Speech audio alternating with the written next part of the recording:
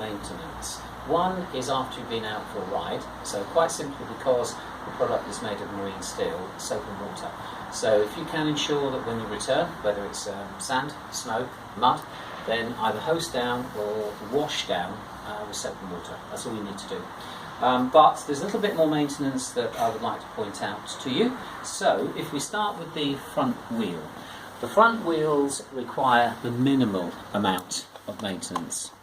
You'll see a shaft here. Again, after a wash down, just make sure that it's clear. The bearings are sealed in the hub, and therefore it requires no maintenance at all.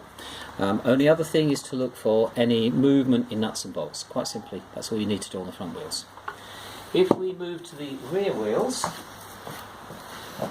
in a similar way to the front, the bearings are sealed. Again, a simple wash and clean to clear them of any grit, and the wheel itself would be really helpful.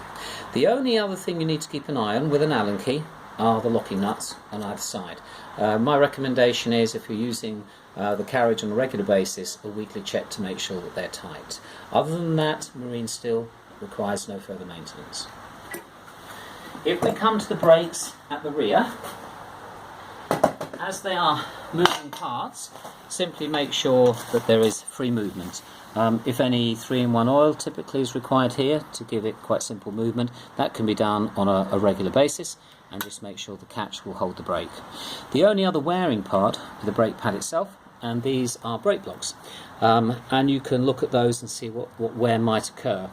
Bearing in mind these are parking brakes, and therefore the amount of wear will be fairly small, but if you do require to replace them, they simply unscrew and screw on, and you can replace them. Other than that, keeping them clear of any dirt and mud, keeping the shaft oiled is simply all that's required. The only other aspect of maintenance that I would recommend you keep an eye on would be the locking blocks. And again, simply here, make sure that any moving parts are oiled.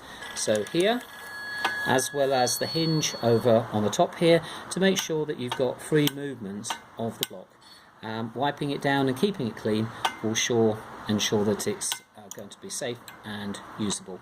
And again, where you get recesses, such as in here, just making sure that these are clear of any debris. Thank you.